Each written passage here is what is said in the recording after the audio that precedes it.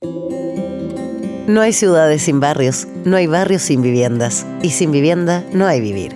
Bienvenidos y bienvenidas a Para Ayer. Grandes voces de la política, el arte, las empresas y la academia unen sus puntos de vista sobre la vivienda y la vida en sociedad. Para Ayer, un programa de Déficit Cero y Radio Pauta. Conduce Sebastián Bowen.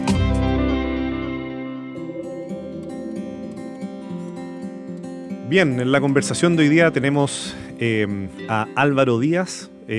Álvaro Díaz, periodista. Bueno, se puede presentar de muchas maneras, ¿cierto? Álvaro Díaz, creador de 31 Minutos, junto a otras personas, guionista, productor, director. Has tenido también tus pasadas también como actor. Entonces, bueno, y muchas cosas. Así que, Álvaro, un gusto tenerte acá hoy día en esta conversación. Hola, en Para Ayer. ¿Qué tal? ¿Cómo estás? Muchas gracias Bien. por invitarme a un tema que no...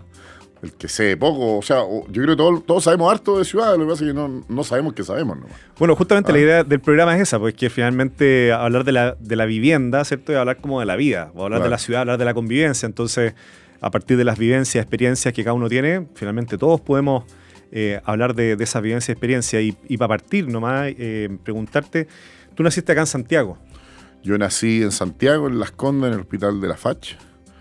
Y viví toda mi vida, viví y estudié en Las Condes, también en el Colegio San Juan. Colegio, mando un saludo si alguien escuchando. Muy bueno. Para la Alianza. Adoraba mi colegio. Alianza Azul, era de los azules.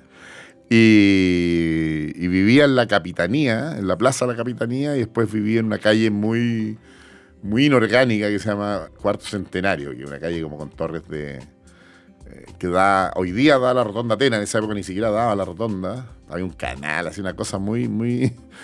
Yo vivía al frente, es curioso porque uno dice en Las Condes y todo, vivía al frente de una cancha de fútbol de tierra, un peladero, con esas cosas donde hay unas media agua así como de Condorito, donde vendían tierra de hoja, me acuerdo. ¿Ya? ¿Cachai? Y el camino se ponía de tierra a media cuadra de mi casa, había un canal ahí. No llegaba a la Rotonda Atenas todavía, había un tramo así como de tierra, donde había casas, era bien... Y era una calle muy fea, ¿verdad? Porque tenía torres de alta tensión. Eso siempre es como un elemento, si uno quiere dibujar así como una calle media inhóspita, en unas casas, como un grupo de casas de ladrillo que todavía están ahí. Pero era básicamente un típico barrio de Las Condes, asociado como a Colón 8000, como ese tipo de sector social, digamos. Hoy día hay una académica que nos ha tocado leer harto y trabajar en algunas cositas con ella. O sea, le hemos invitado a algunas charlas que se llama Kate Araujo, que hace un análisis bien agudo. Y un conversatorio que tuvimos una vez, ella decía que hay ciudades o barrios, ¿cierto?, que te dan energía y otros que te quitan energía, por decirlo así. Entonces, una buena métrica, creo yo, de cómo uno ve la ciudad. Entonces, Santiago, el barrio donde naciste, estuviste también en tu formación inicial, que ha sido colegio, etcétera, ¿tú sientes que te dio energía? ¿Qué te produjo en el fondo para la historia profesional que después fuiste desarrollando? Yo creo que me produjo un cierto como descreimiento, ¿cachai? Un barrio que no tiene mucha identidad, que es un barrio donde un poco más allá hay torres torres tipo las Torres Fleming, las Torres Bilbao, o sea, clase media, se llamaba clase media alta, aquí le ponen nombre, hay muchos escalones en la división social en Chile, uno cree que hay rico y pobre, y eso es, efectivamente en el mapa, cuando uno mancha el mapa, te aparecen las 3 comunas y el resto, ¿no es cierto? Pero cuando uno está adentro se da cuenta que uno está estratosféricamente lejos de otra gente y está mucho más arriba de otra. La situación es bien compleja porque eres de lo que se llama aspiracionalidad o... Me acuerdo que en esa época se llamaba clase media alta, no lo he vuelto a escuchar ese concepto hace tiempo, digamos, pero... Claro, ahora son todos clase media. Son todos clase media, en ese barrio que no tenía mucha personalidad, un barrio medio como... Colón 8000 son muchas casas que se vendían por cooperativas, por gente que trabajaba en los bancos, etcétera. Casas de un piso, la mía no, la mía era de 2 pisos, era como de otro lado. Pero tenía eso como sin identidad, digamos, y eso sin identidad también te da una identidad finalmente, ¿cachai?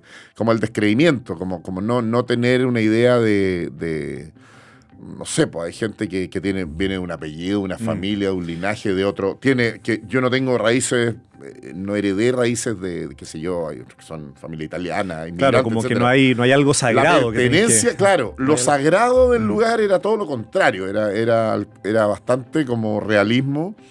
Y lo que te digo, había al frente de mi casa, yo crecí con una cancha de fútbol al frente de mi casa, que en realidad era un peladero, que tenía arco, y que es increíble lo que puede hacer un burócrata detestable, digamos, que fue una cancha de fútbol que funcionaba, servía mucho, crecía el barrio, pero ese sitio se mantenía y tenía arco, iba mejorando un poco, le hicimos red, teníamos equipo de fútbol, jugaban de otros barrios, habían como campeonatos, y alguna vez alguien de la municipalidad le tiró en medio un pedazo de vereda, al medio de la cancha. Al medio de la cancha. O sea, delante de un arco en realidad. O sea, la posibilidad de hacer el partido fregón. Y se acababa y terminaba y empezaba en la tierra, digamos. No era que era una vereda que conectaba algo, era un bloque de vereda y eso achicó la cancha y terminó con la dinámica de la cancha. Y jamás esa vereda conectó nada, digamos.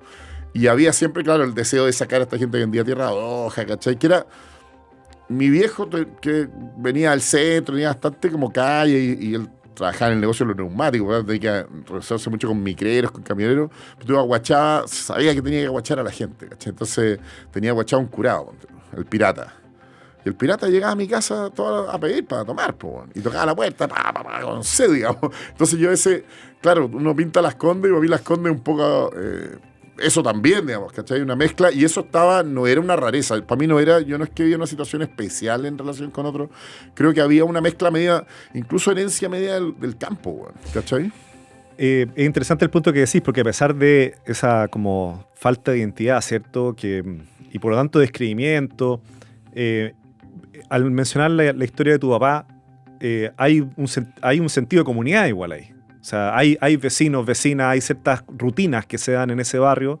Entonces, ¿se percibía esa comunidad o no tanto? Mentiría, sí, con cualquier grado de nostalgia de esa vida, digamos, de esa vida, salvo la mía, como una niña. Sí, ¿sabéis qué? Pero sí efectivamente tenía un equipo que se llamaba el Centenario Fútbol Club, que era por cuarto centenario, y que jugábamos los niños del barrio, digamos, y si empieza a ver el origen de esos niños y dónde fueron a parar, no guardo vínculo con ninguno. Ninguno iba a mi colegio, eran más... general iban a liceos, ¿cachai? Que estaban como... sí, y en ese sentido sí, un barrio. Y les tenía mucho cariño. Digamos, había, qué sé yo, temporada de bolitas, teníamos un equipo, jugábamos todo el día, ¿cachai? Había una confianza de uno de estar en la calle. Sí, yo me despertaba, yo siempre he estado en encierro, güey. Entonces yo me despertaba y salía a la calle. Da lo mismo a qué, con quién, con frío. Y me ponía ropa de fútbol y agarraba una pelota de fútbol y iba a esperar a los otros afuera, que no se levantaban, que están tomando desayuno y los miraba por la ventana. Sí, sin ánimo de decir que todo tiempo pasado fue mejor, pero yo creo que viví en un barrio similar al que tú estás mencionando. En ese caso en Providencia. Y también yo salía todo el rato a la calle. Hoy día se hace más difícil eso, ¿o no? Sí, hay mucho más yo creo que hay...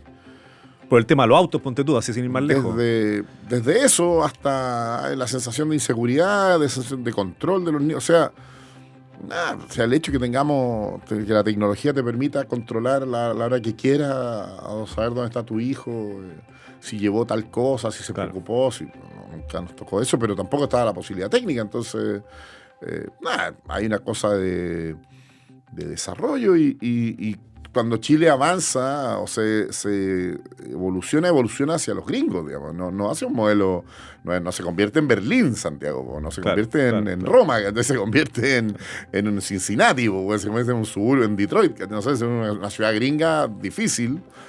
Y le pasa a muchas ciudades en Sudamérica, le pasa a Caracas, le ha pasado a Bogotá, le ha pasado yo he ido a ciudades de Centroamérica también. Tienen la sensación de que no son lugares amables, sus centros, ponte tú, ¿cachai? Oye, y volviendo hacia el barrio, esta idea como de que no hay algo sagrado, o incluso la palabra descreimiento que usaste, que era más difícil ver una identidad, ¿puede tener algo que ver con esta capacidad que he tenido también de irte riendo de distintas cosas, de usar el humor también como capacidad de también buscar a través de la creatividad, ¿cierto? Distintos elementos. O sea, cuando yo leí acá, he trabajado de distintas formas, productor, guionista, director, actor.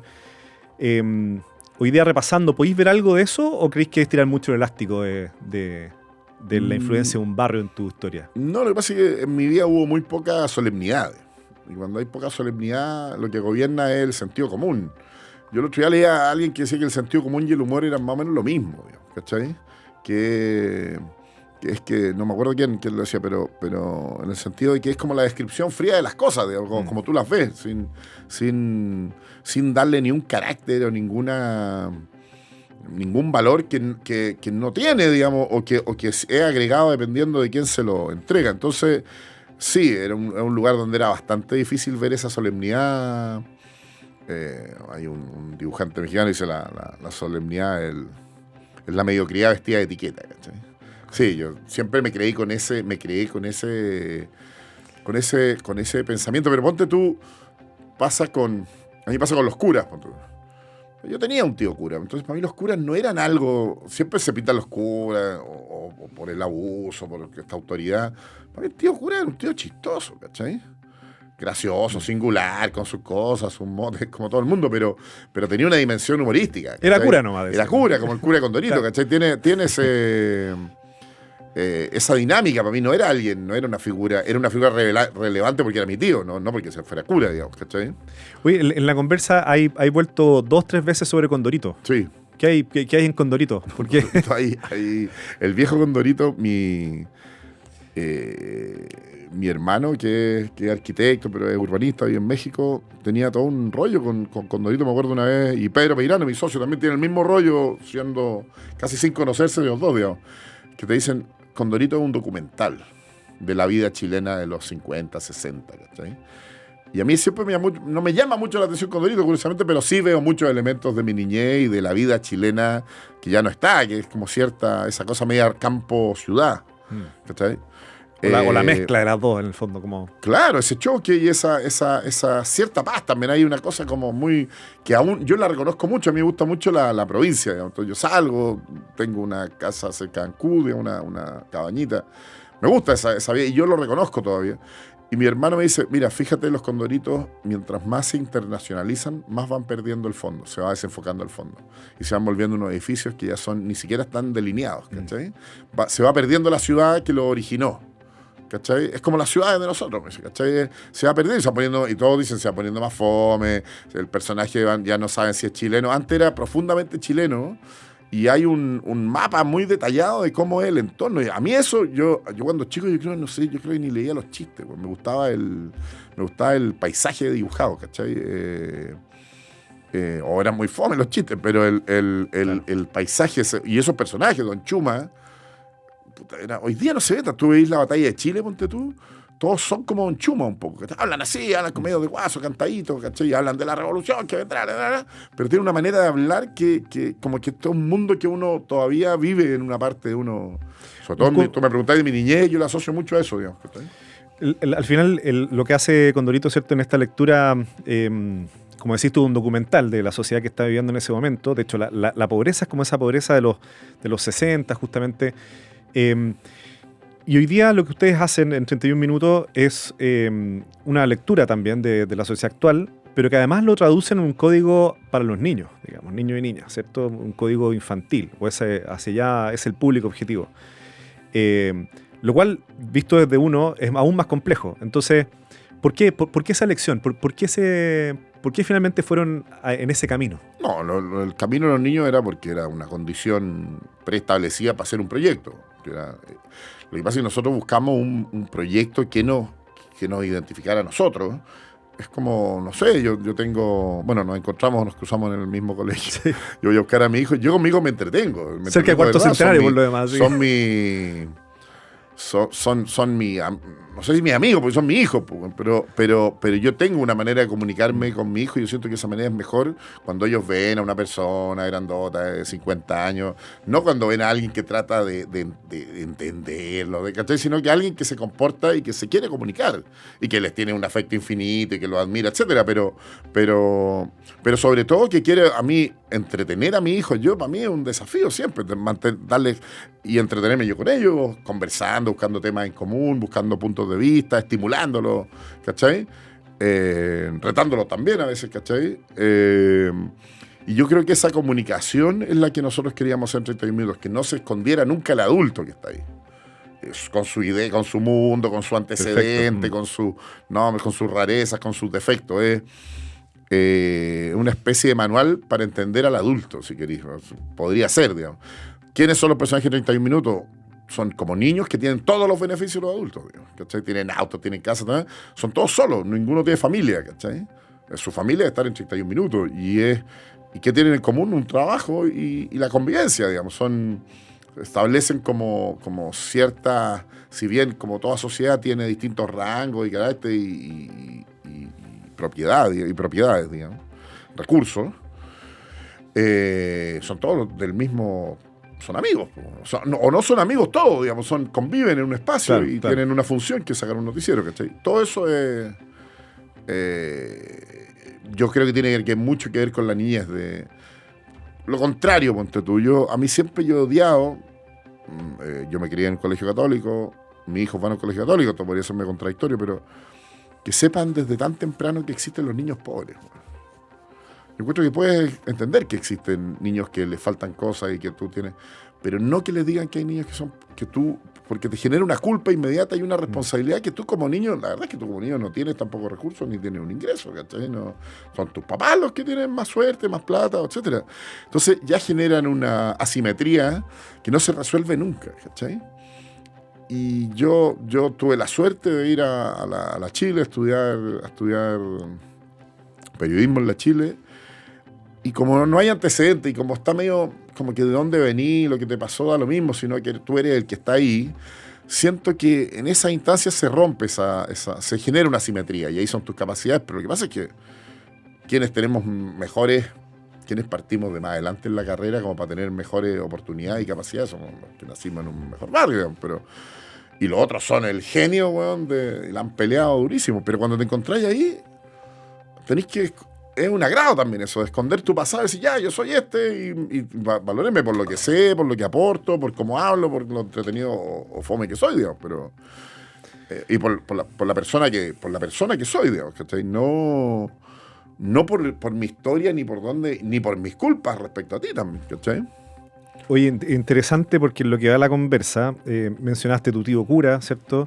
Mencionaste esta idea de que están los adultos presentes en 31 minutos, o sea, que se note que está hecho por adultos. Mencionaste el caso justamente de la pobreza, cuando se enseña muy desde la infancia. Finalmente lo que estáis mencionando, o como lo leo yo, es que lo que prevalece, lo que tiene que prevalecer en los vínculos es la relación entre personas. Lo que cada una de esas personas sea es otra, digamos, una segunda historia.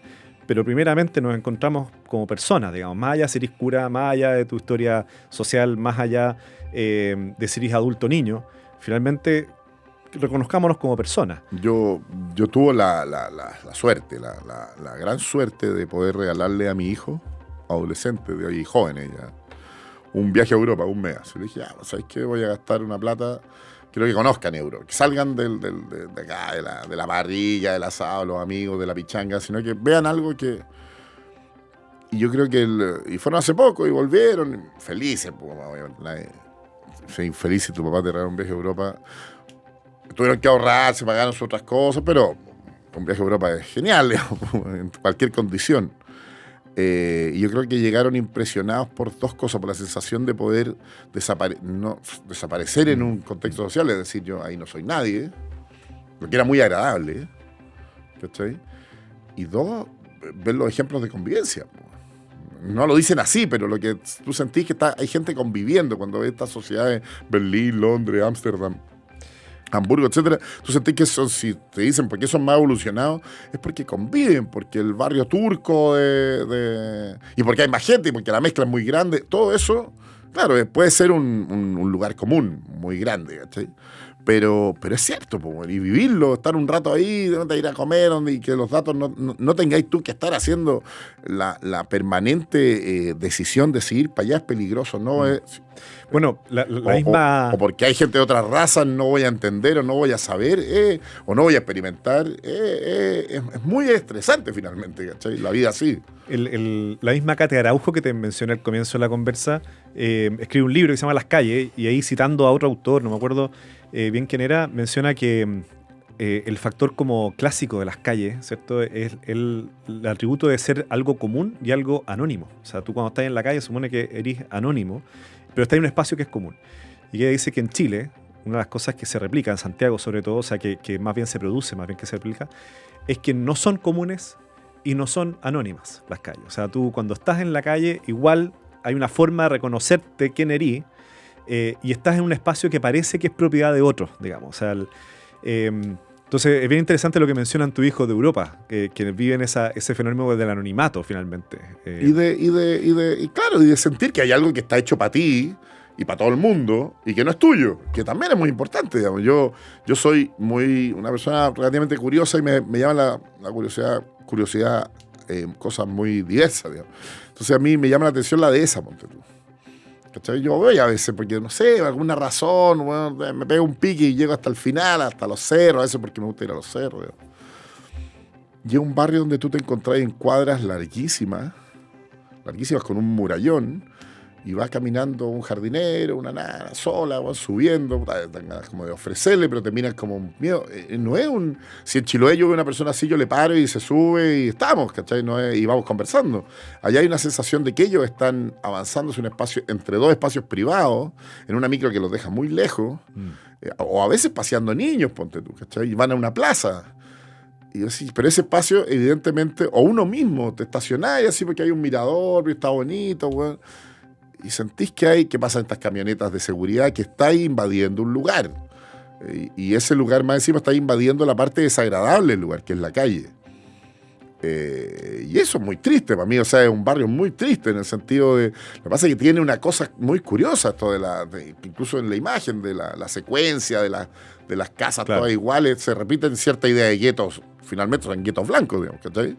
Claro, es segregación, de otro tipo. Pero los espacios comunes son muy no solo, eso que me decís tú de Kate Araujo es muy cierto, digamos, o sea, no son espacios comunes, ni son espacios de servicio, son servidumbre finalmente. Lo que y donde no pasáis piola, o sea, se sabe... Y no pasa, una persona caminando en una cuadra eterna, en su vida, en un murallón, no es piola, está solo en medio de la inmensidad. Un auto parado en una esquina, de un tipo fumando, no pasa solo, no pasa a piola, digamos, ¿cachai?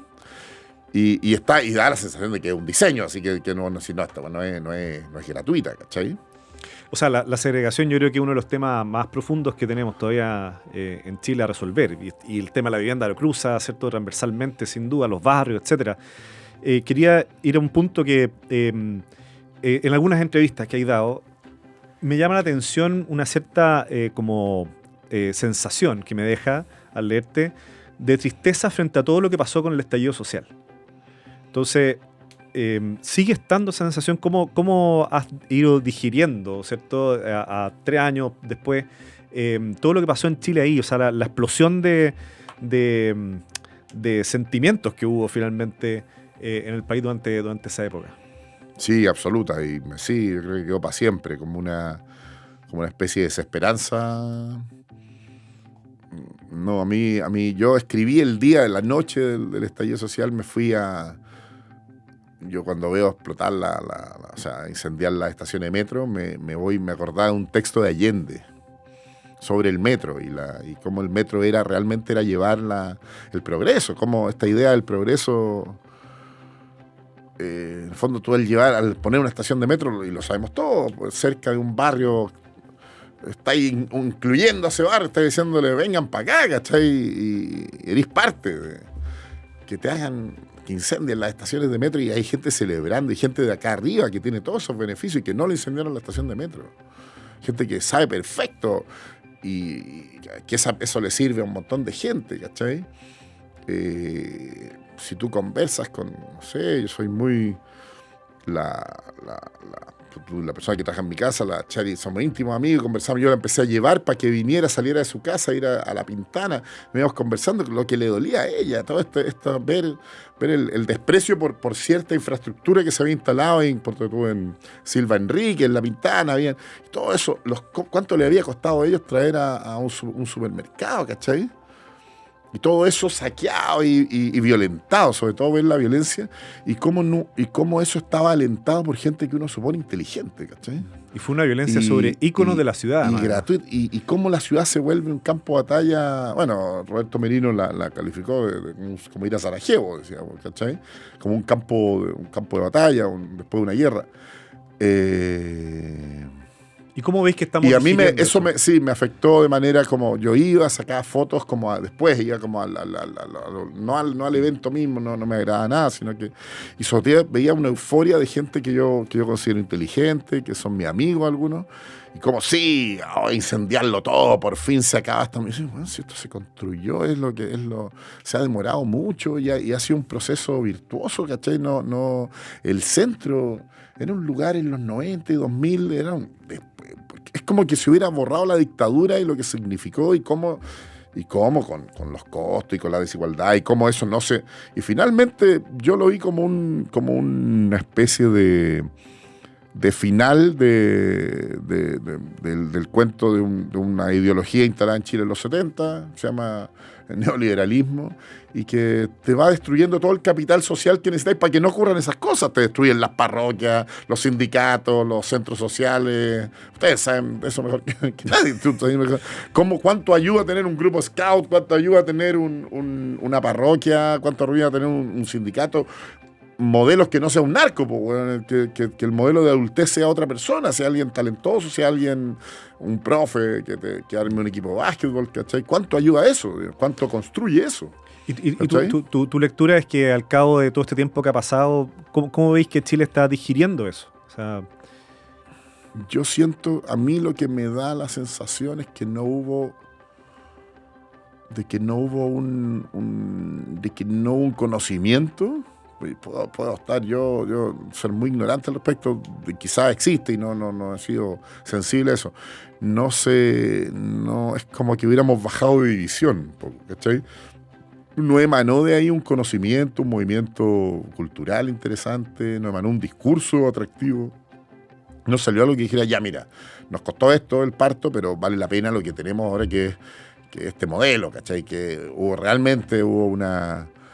las empresas entendieron que tenían que pagar más caro el seguro, nomás era como la gente empezó a despreciar realmente el centro, ¿cachai? Empezó como que esa virtud que uno requiere en las ciudades, yo siento que se perdió por un rato, ¿cachai? Se ha ido recuperando igual, hay lugares más agradables, pero lugares que uno frecuentaba, bueno, sobre todo en el centro, en Vicuña Maquena, La Terraza, ponte tú, todo ese barrio está completamente violentado, vandalizado, pero de manera muy, muy brutal. Los cafés literarios, ¿qué daño pueden hacer?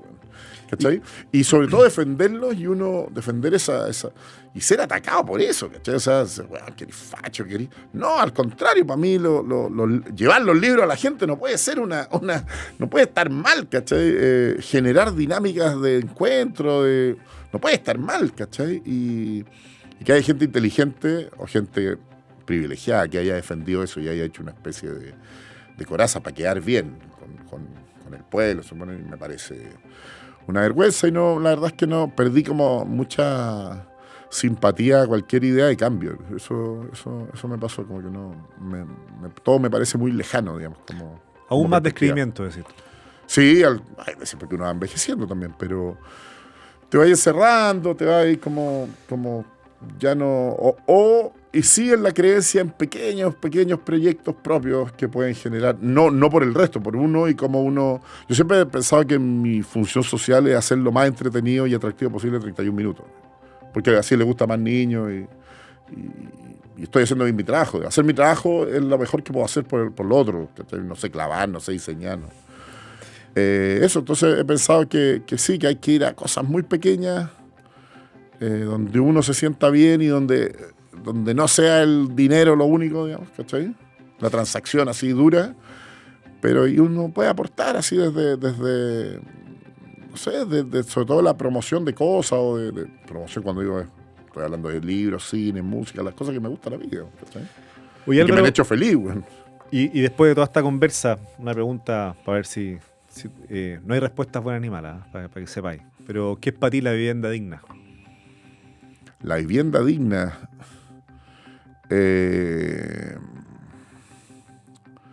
Donde haya una. A ver, la vivienda digna es donde haya una idea de prosperidad, güey.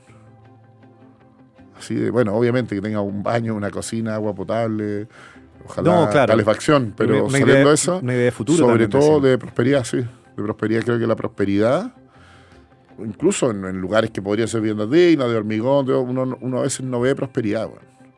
¿Cachai? Prosperidad en el sentido como de que hay futuro, de que hay ese futuro se mira con cierto grado de entusiasmo o de... Hay proyección, ¿cierto? Te Hay un imaginas. proyecto, hay alegría, ¿cachai? Para mí eso es esencial. Yo cuando los lugares pierden, que es lo que me pasa un poco con el estallido, ¿cachai? La sensación de que una ciudad perdió prosperidad. Puede tener instalaciones, puede pintarse de nuevo todo, pero le sacaron una idea como le pasa Valparaíso, güey. O sea, impresionante, como tú no ves prosperidad en Valparaíso. Puedes ver otras cosas, puedes ver que que pueden, pero de ver que la gente convive y comulga con algo que le va a hacer mejor mañana, ¿cachai? Como un sentido común a un proyecto amor, común, pues, a un proyecto común también. Amor, cariño, ¿cachai? Eso, yo creo que cuando son cosas concretas como lugares, o como una vivienda, O un hogar, ¿cierto? o un hogar, tiene que transformarse en una idea de futuro y de prosperidad, sí. Súper. Oye, nada, agradecerte toda esta conversa, haberte abierto en este espacio y nos seguiremos en contacto, ¿no? Ya. Muchas gracias. Esto fue Para Ayer. Grandes voces del Chile de hoy conversan junto a Sebastián Bowen sobre la vivienda y la vida en sociedad. Escúchanos también en el canal de Spotify de Déficit Cero y en pauta.cl.